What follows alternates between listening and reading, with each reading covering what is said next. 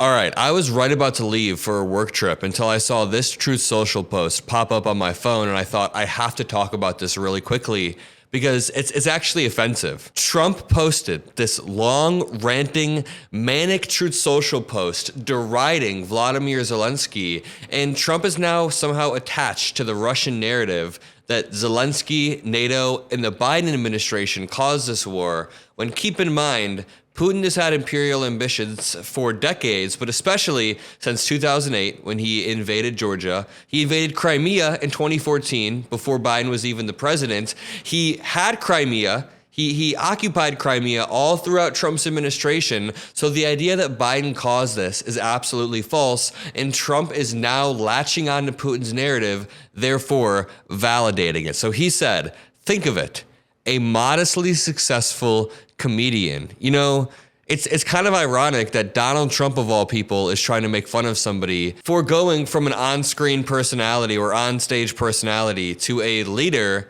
At least Zelenskyy stayed in the war zone the entire time. He has not fled once. You can't say that about Putin, and you know Trump would absolutely flee. So this says, think of it, a modestly successful comedian, Vladimir Zelenskyy, talked the United States of America into spending $350 billion.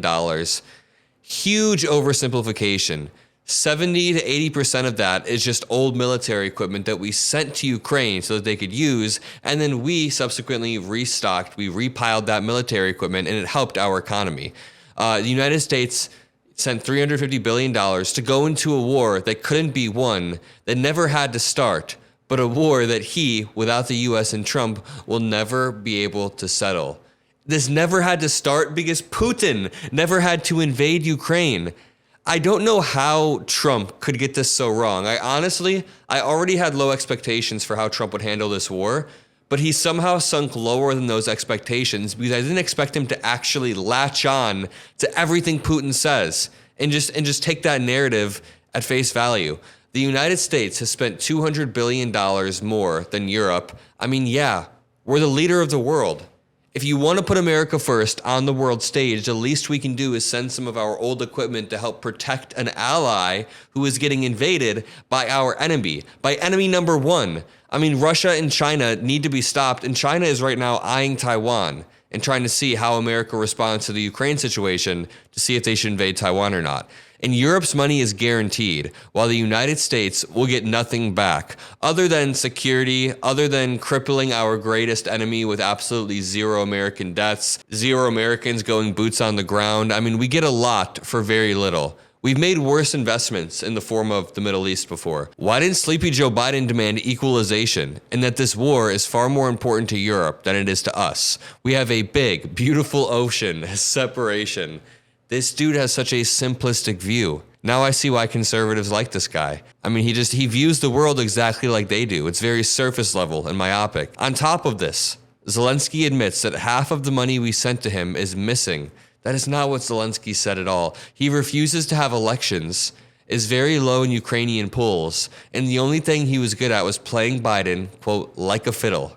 Who's he quoting here? I don't know. A dictator without elections. Zelenskyy better move fast or he's not going to have a country left. Okay, this entire sentence is contradictory. He says Zelenskyy is a dictator, but if Zelenskyy doesn't move fast, he's not going to have a country because Trump will dictate whether Zelenskyy can have sovereign borders along with Putin. Putin is the one that's the dictator that unilaterally invaded Ukraine, tried to annex the territory. Zelenskyy is the one that has a clause in their constitution that essentially says you can't have elections in the middle of a war, especially when you're being invaded. It's a relatively new country. It's a new law. In the meantime, the Trump says, we are successfully negotiating an end to the war with Russia. Just disgusting. Something I'll admit only Trump and the Trump administration can do. Yeah, I mean, only the Trump administration can cut a deal with Russia, our biggest enemy, and not with Zelenskyy. And the thing is, it's also ironic because if Trump wants to use the phrase like a fiddle, Trump is the one being played like a fiddle by Vladimir Putin. A few days back, Trump sent out this long gushing Truth Social post where he was talking about how him and Putin got along, they were talking about the war, and that Putin used his favorite phrase, quote, common sense. And he said, I know you like this phrase or whatever. Donald Trump is getting played like a fiddle by Vladimir Putin. I mean, Vladimir Putin, he's a very smart guy.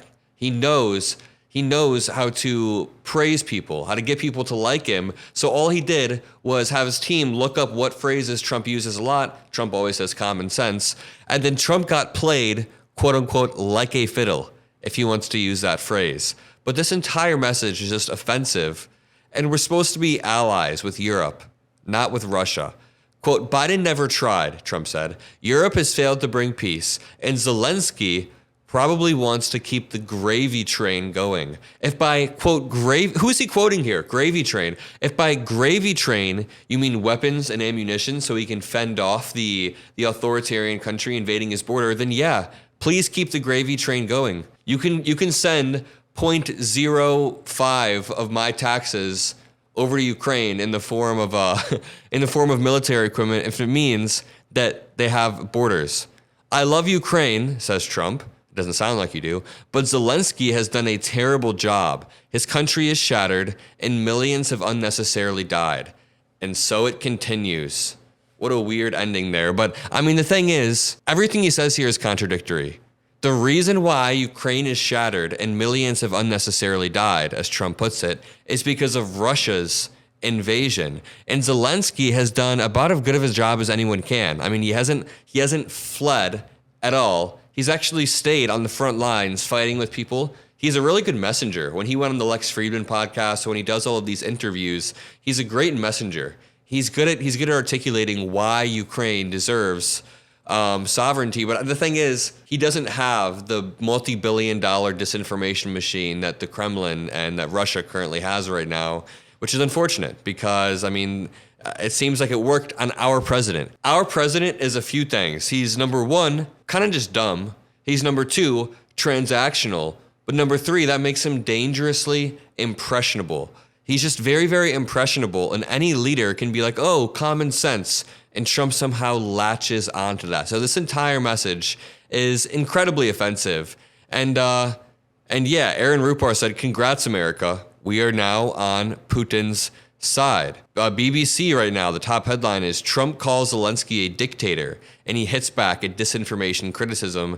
Now, this all started because Zelenskyy said that Trump is living in a disinformation space, which is kind of funny. During his news conference on Tuesday, U.S. President Donald Trump claimed that Vladimir Zelenskyy's popularity was extremely low, saying he's down at 4% approval rating.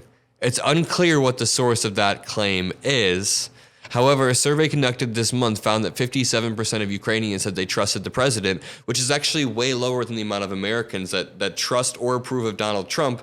So if that's a very low approval, I mean, Trump just pulls numbers out of his ass. He said he's down at 4% approval rating.